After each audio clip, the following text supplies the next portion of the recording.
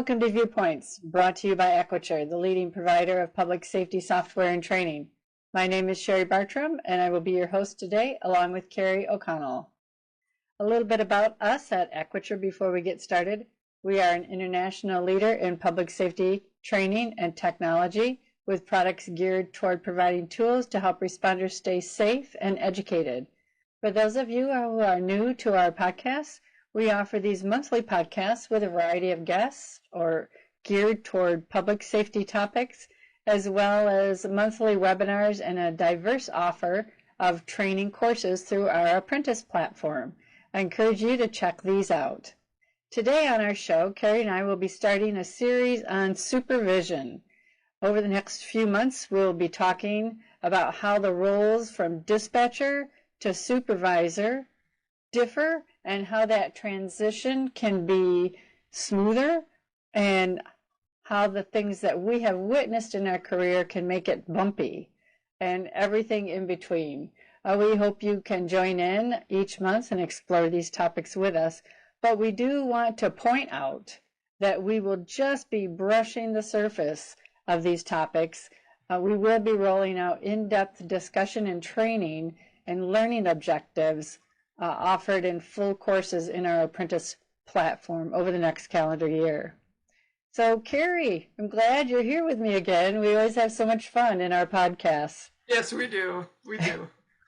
How about before we kick this off, we'll both give a little brief introduction of ourselves so the audience knows what our background is. All right. I suppose you want me to go first then. Well, sure. So I actually come from the emergency management field, and I came from a small PSAP, and I was doing emergency management. The 911 coordinator had retired, and so because in small jurisdictions you're doing multiple things, I had already started to help with the 911 office, and it just made sense for me to move over there. But I only dealt with technology there. And it's funny because emergency manager has that manager word in it, but unless you have a staff, which a lot of emergency managers don't have, the only thing you're managing are people who you have no authority over. So you're managing resources during an incident, but it's all on a voluntary basis. So it's very different than supervision, really.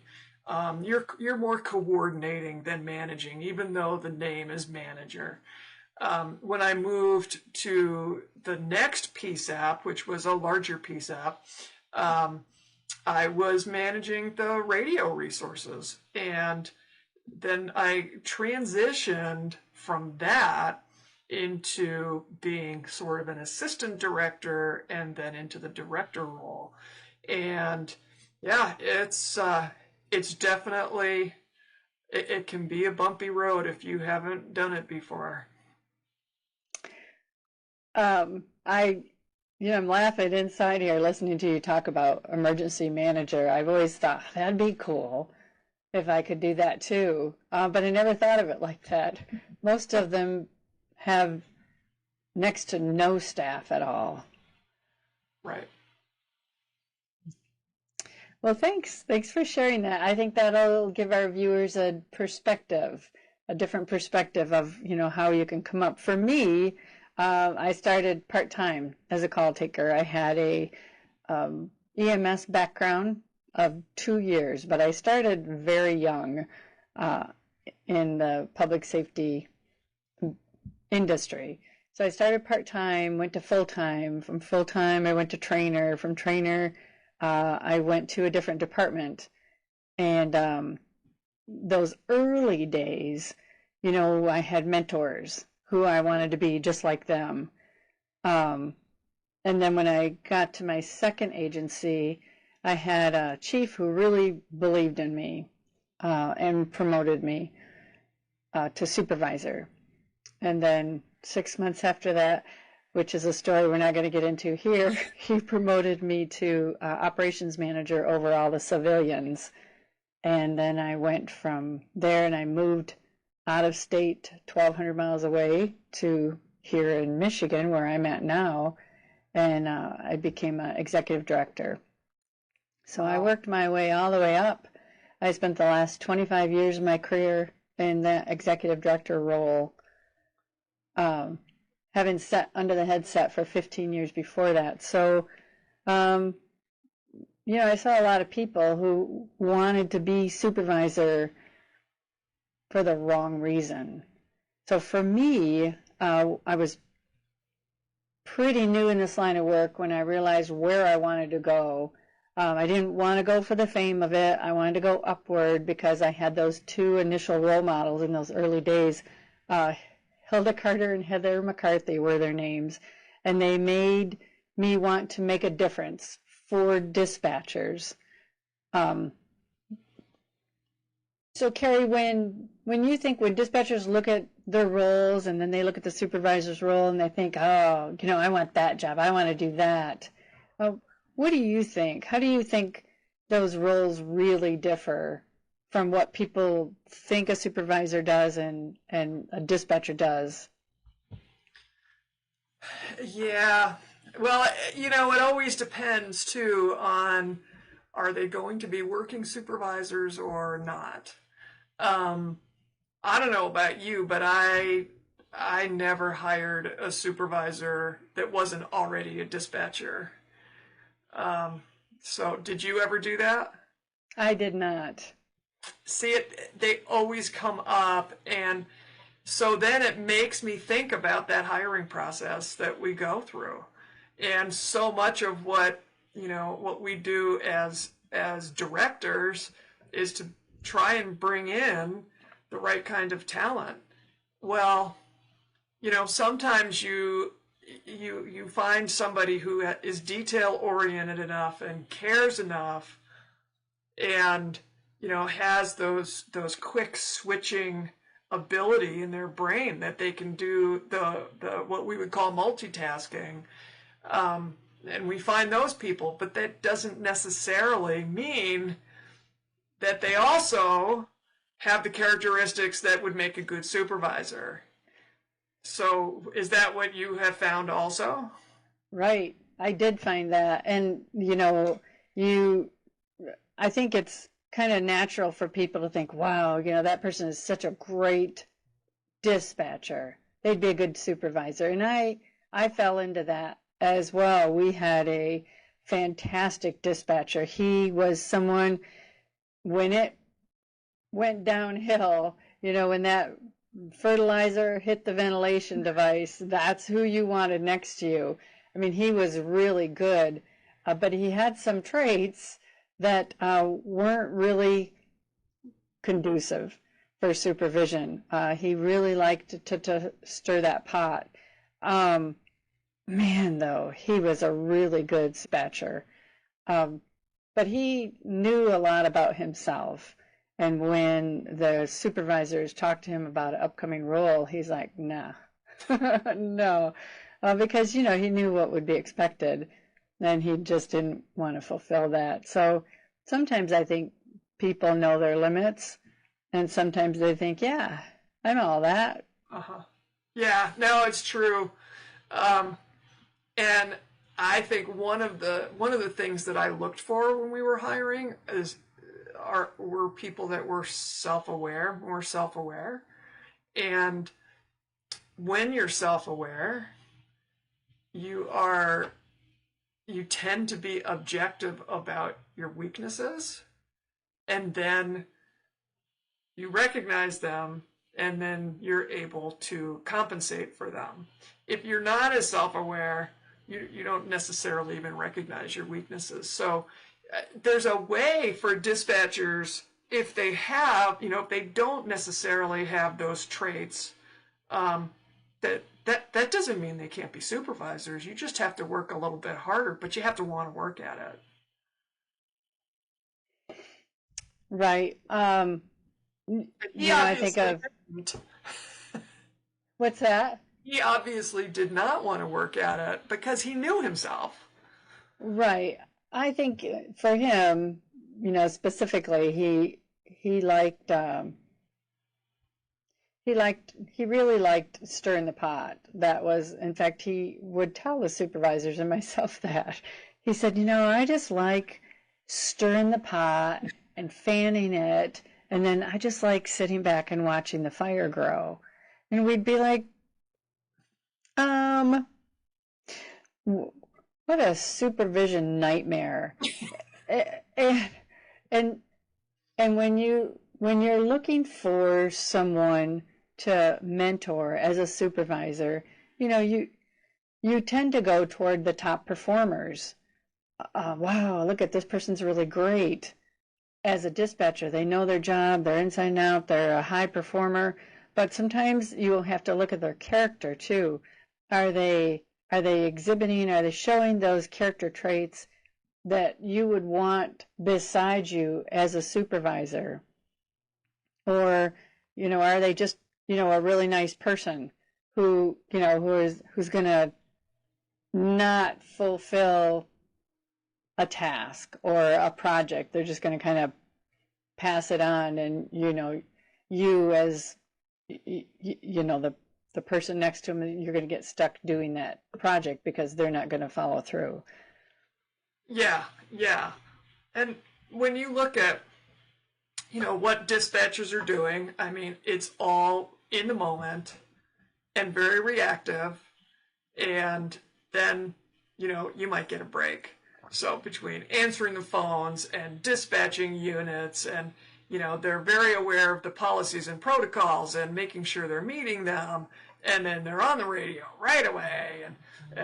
But, there are also things in there that are for more of the agency. So like providing feedback, that operational feedback that, maybe not every dispatcher feels like they need to do that, but the ones that are going out of their way to do that, maybe those are the ones you want to talk to more, because you feel like if they're providing that up, depending on how they provide it, if they're doing it in a grievance type of way, maybe they're not the ones you want to look at. But if they're providing that feedback in a way that is productive with suggestions of a solution, because a lot of times what I would get is just complaints. Well, complaints don't, then somebody else has to actually go and make that next step.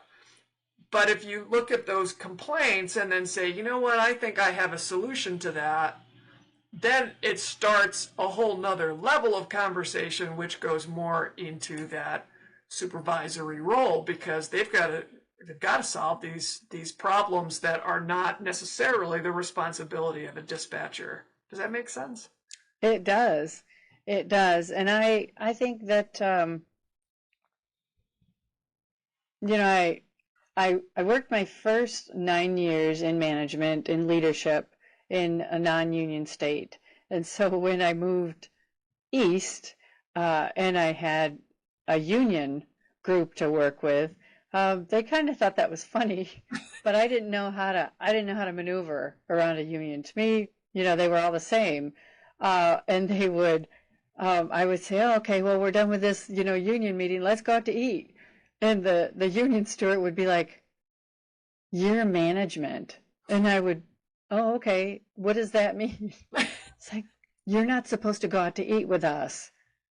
Oh, I was just kind of blown away by that. But what I learned with that first agency I worked with when I moved east was the union leadership in that PSAP.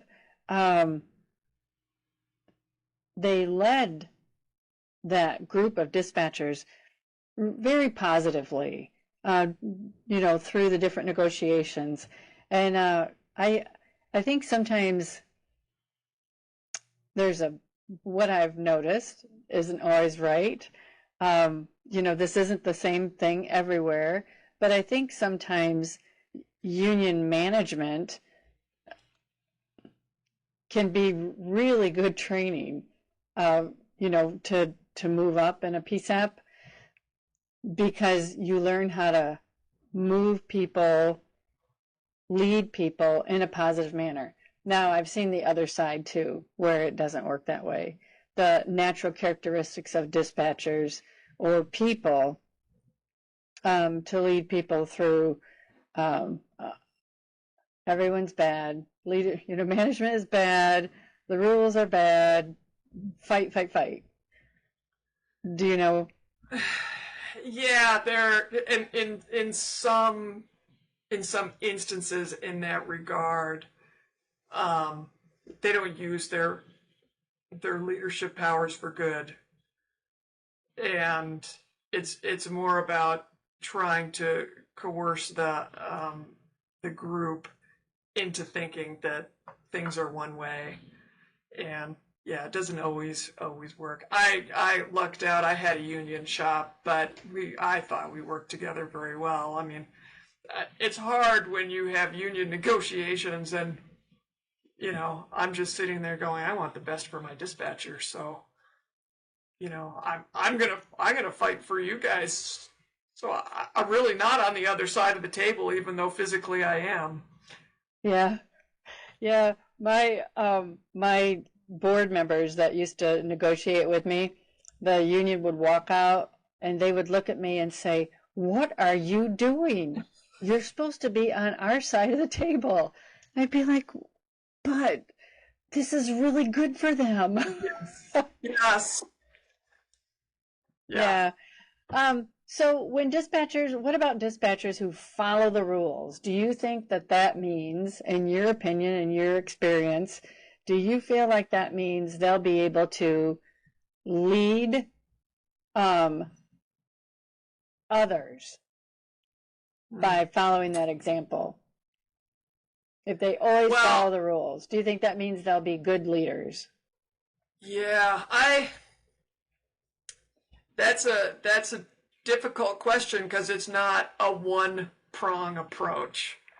Following the rules is important, but I've also had employees that were so black and white that they didn't understand the spirit of the policy, so they would follow it like blindly. It was very strange. So you have to have an understanding of that policy and why it's even there when you are enforcing it.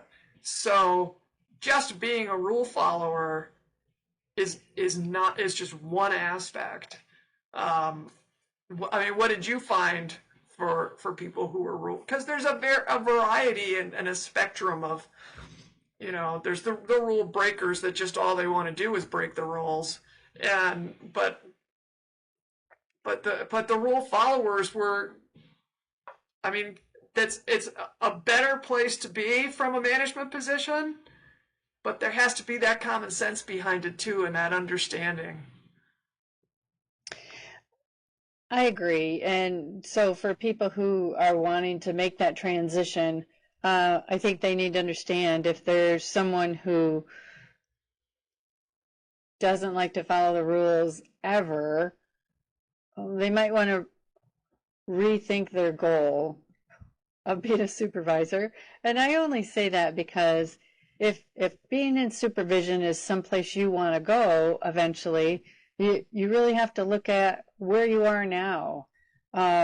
You can't break the rules all the time, and then the supervisor position is posted, and you're like, that's what I want. Go for it. By then you've created such a bad reputation for yourself. It's going to be hard to get over it. But on the other side of that, if you always follow the rules in such black and white, when I teach new dispatchers basic dispatching skills, I'll say dispatching is all about black and white and lots of shades of gray. Yes, policies are written in black and white, but there's so much gray.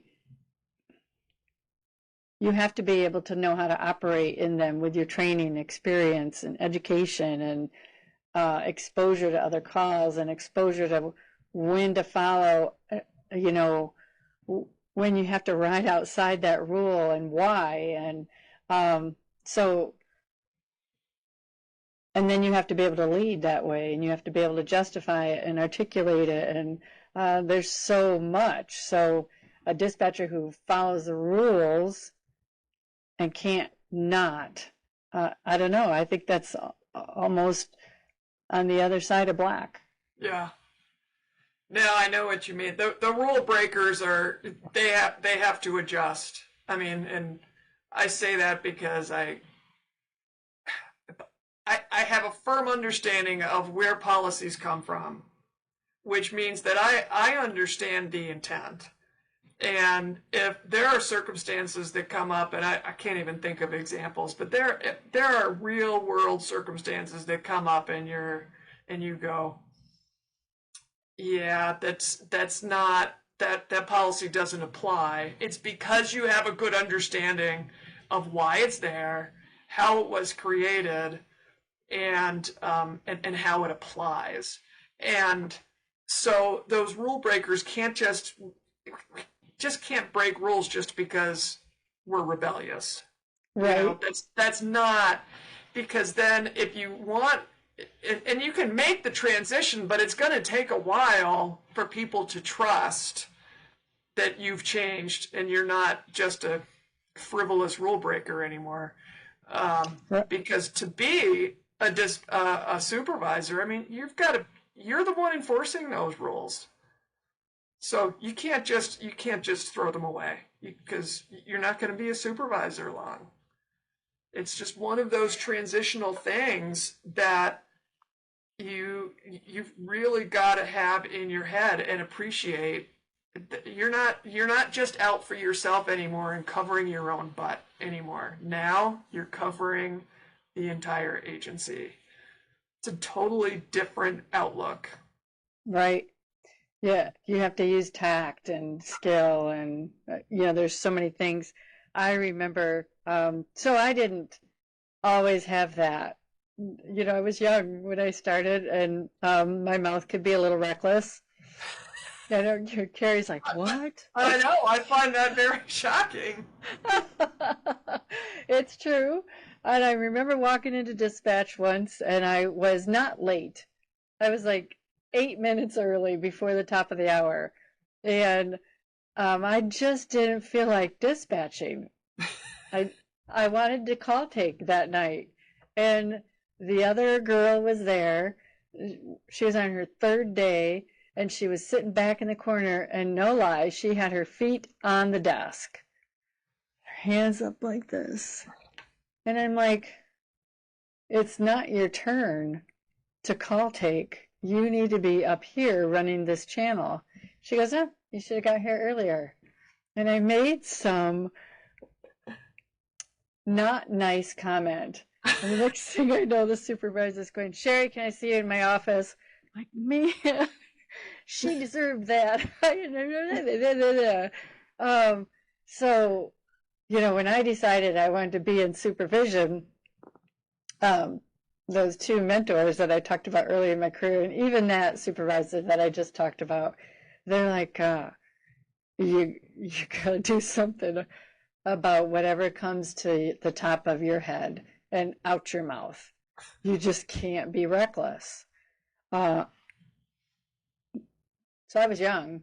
I was, it took me a while to get that under control. Well, even that is a balance for a dispatcher or a supervisor, all right? Because you can't not say things sometimes. Right. But it's how you say them. You're not addressing the problem that's in front of you, and you need to, because she was being a snot too, right? She was. So you needed to say something. She deserved that.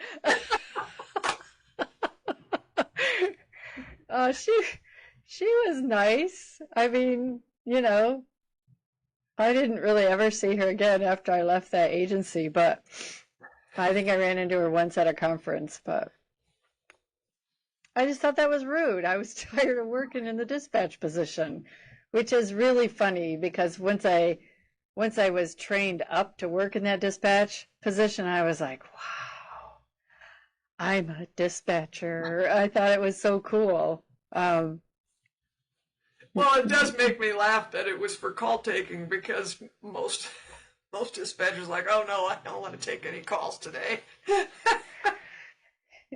yeah, but our agency was really, really busy, and we were responsible for over 20 officers, 20. I don't remember actually how many at a time, and they were hopping.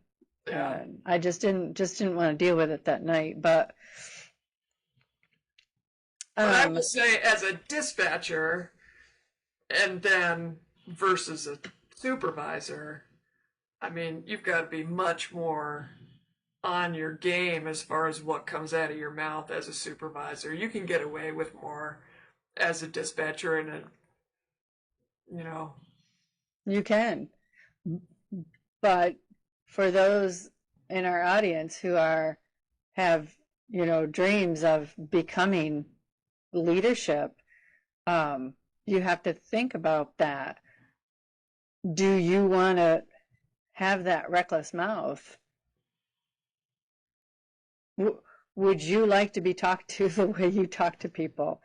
I mean, for me, I didn't. I didn't.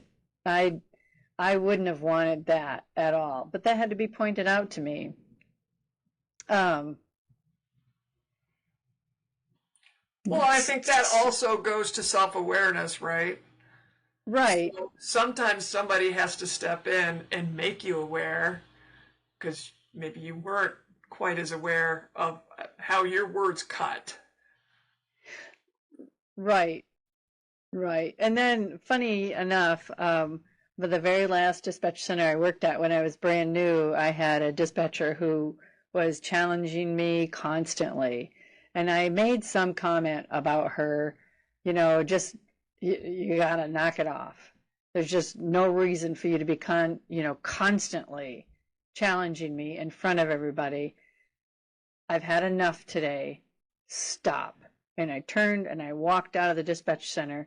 It was probably 30 minutes later, her coworker came in and said, Cherie, she's just, this is a lot. We have to do a lot more in this center than we did our old center. And you don't have to be so snarky.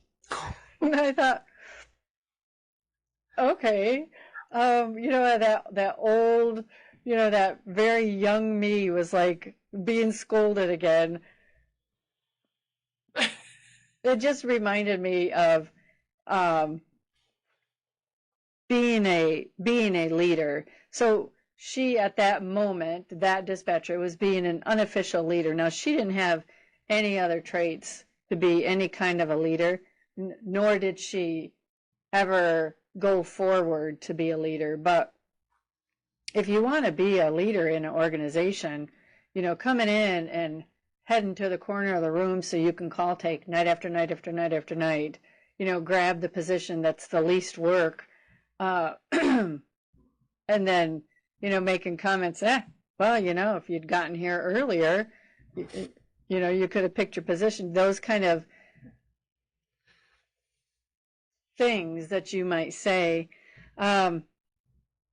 We have unofficial leaders in all different ways in the dispatch center. So when you look at that, do you want to be the positive unofficial leader or the negative unofficial leader? Well, and I think Because that also goes from the dispatcher to supervisor for a couple of reasons. One, um, uh, dispatchers can be a little bit less self-aware, but when you move and you want to move and you need to be conscious about that you want to move, then you need to be conscious about what you say and how it's taken. Now, the other part of this is that there are some things that you are responsible for and there are some things you aren't. So you aren't responsible for how somebody takes your words. Because it's just like a lawsuit, right? You can sue for anything. Well, they can twist your words any way they want. But if you're more careful with your words, you can defend how you say them. that isn't what I said this. Does that clarify for you exactly what I mean? And so it's a much more purposeful language. And it's not, in as a dispatcher, you're very purposeful and precise when you're on the radio and on the phone, but you're not so much, tend to be a lot looser with your coworkers, where when you go to be a supervisor, you better be extremely precise with your words at all times. And it's a lot more energy to do that. I mean, it really takes some energy and effort. So that's where that transition comes in. It can be a long one, and there's lots of time for dispatchers to practice that, but you have to make that decision to practice it. Right. And a supervisor can have a lot of influence over spotting raw talent. Well, you had sent me that article earlier from the Wall Street Journal. It came out October 10th of 2025, and it says, for one thing, employees who had contact with high quality managers. So first of all, you got to have a high quality manager who has the ability to spot talent. And those people who have those contact with the high quality managers who have that ability to spot talent are 40% more likely than other workers to have lateral movement, higher paying jobs, and better positions within 7 years after having contact with that top manager. So, sometimes in the dispatch center, we don't get to choose who our managers are. So we have to force ourselves in, like, I want that. So we have to be that position almost before we get there. And I look at you as an emergency manager, and several people that I've worked with over the years. One of the people, well, he's one of our instructors here at Equiture, Nick Lamontia. He used to sit in the midnight shift and read radio manuals and GIS manuals. I don't know how he did it. I would have fallen asleep. Yeah.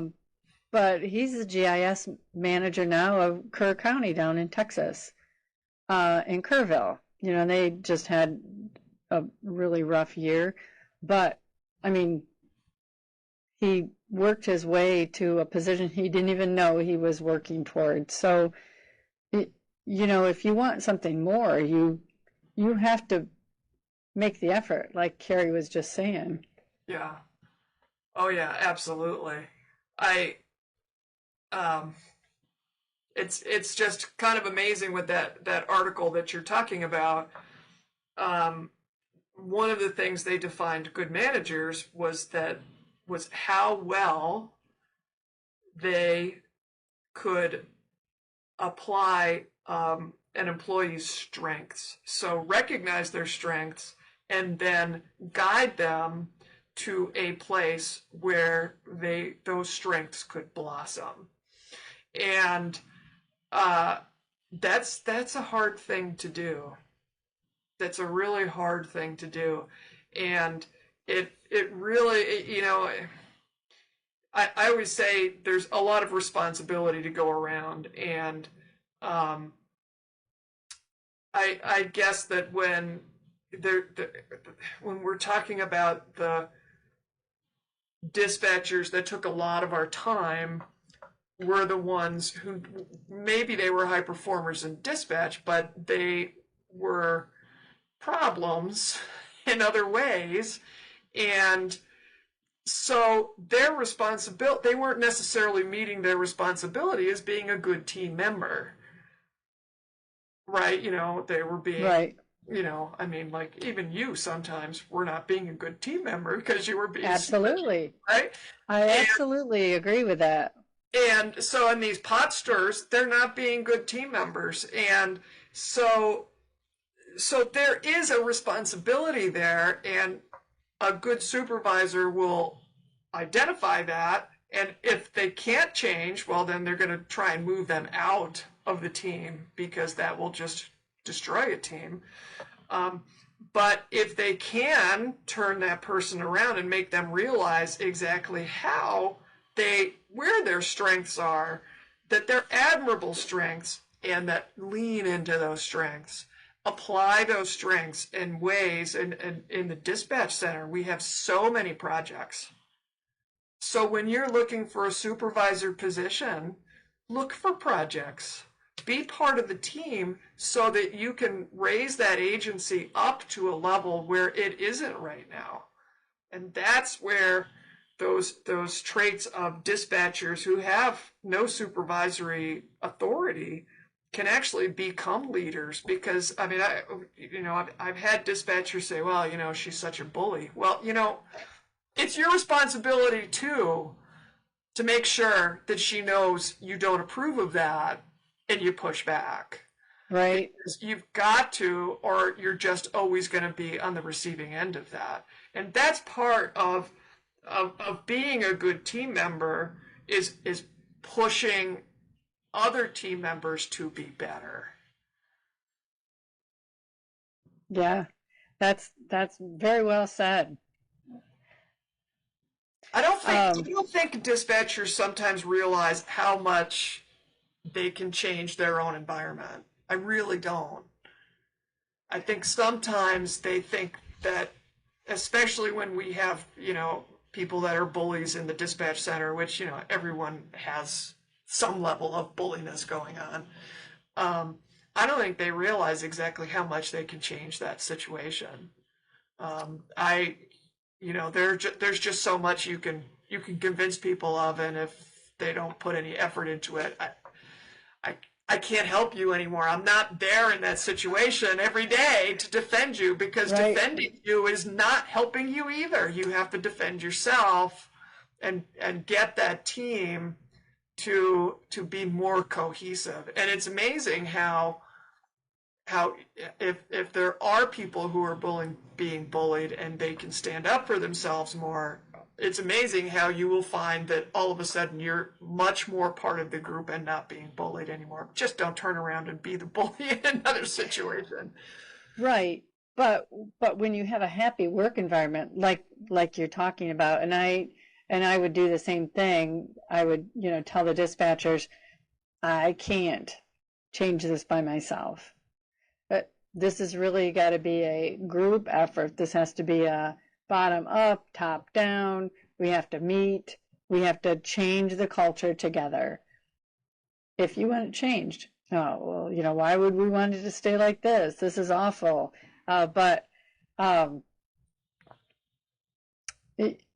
Changing a culture of an organization is rough.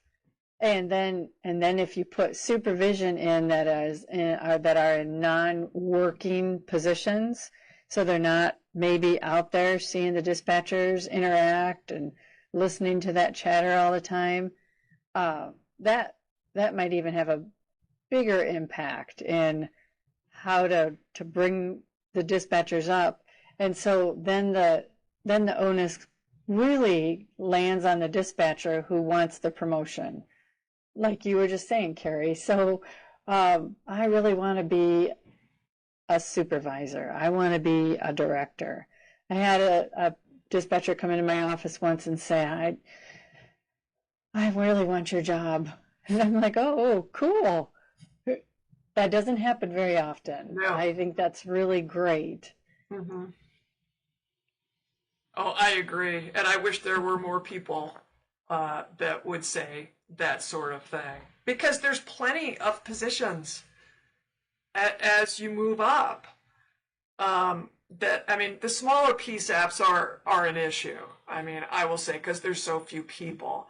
But in some of these medium-sized and larger dispatch centers, there's all these different roles to do, and all you have to do is be open to it. And then all of a sudden you realize you've created your own ladder to promotion. And that is so exciting, because when you are promoted, then you can say, you can look back and say, oh, I didn't know that what I did over there really made that much of a difference, but now I can see where it did. And it's Right. little things. It's little things that can make a huge impact to that moving up. And with that, we're gonna close us down today, but I really want to end with that because it is the little things when you're looking from dispatcher to supervisor. It is the little things that are going to make a difference in your career, but it's not about resume building. Oh yeah, I want to do that job because that's going to look good on my resume. It's more about finding your passion. We do so much in dispatch, like Kerry just said. We do so much in dispatch. Find that passion and go for it because it's important to you, because you're passionate about it, not because you want to build your resume. Because if you're doing it because you want to build your resume, it might look good, but it's never going to build that passion in you that's going to shine through. I guarantee it's going to shine through. That's true. That's very true, Cherie. So, with that we're gonna end our session for today. But we are going to continue exploring this, and you'll get the rest of what I was just talking about and more when we go to Dispatcher to Supervisor Part 2 next time. So thank you so much for joining us. Remember, we have many classes in our apprentice portal. If you're interested in looking at those, you can contact either one of us. Kerry, can you give them your email really quick? Yes, K. O'Connell, OCONNELL @equiture.com. And mine is C. Bartram, CBARTRAM @equiture.com. Feel free to reach out to us. We've got some really great packaging for our apprentice classes that we have just retooled. They're very exciting. And thank you for listening today. And we hope you have a great rest of your day wherever you may be. Take care, everyone.